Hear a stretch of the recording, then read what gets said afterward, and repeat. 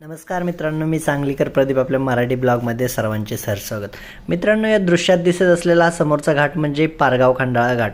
सुमारे 3 ते 4 किलोमीटर अंतर असलेला हा घाट आहे. हा पुणे ते सातारा या दरम्यान लागतो.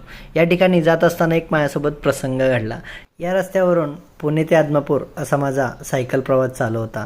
त्यावेळी घाटामध्ये एक माझ्या वडिलांच्या वयापेक्षा जास्त वय असलेले एक आजोबा बरोबर घाटाच्या मध्यभागी बसलेले, म्हणजे खाली 2 किलोमीटर घाट आणि वर 2 किलोमीटर घाट असेल. त्यावेळी त्या ठिकाणी भर उन्हामध्ये म्हणजे 12 ते 1 वाजण्याच्या दरम्यान त्या ठिकाणी बसलेले होते. फक्त कोणीतरी दिलेला बॉबिनचा पुडा ते खात होते. त्यावेळी त्यांच्याकडे बघून दया आली आणि मी माझ्याजवळ असलेले 1 ते 2 बिस्किटचे पुडे त्यांना दिले. त्या ठिकाणी पिण्यासाठी जवळपास पाणीही नव्हतं. त्यानंतर त्यांना पाणी देऊ केलं आणि त्यावेळी जो मनाला सुकून भेटला, समाधान भेटलं, ते शब्दात नाही म्हणता येत.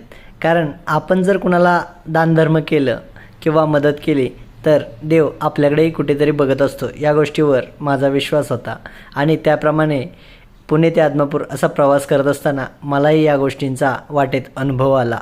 नक्कीच देव आपल्या पाठीशी आहे याचा मला चांगलाच अनुभव आला.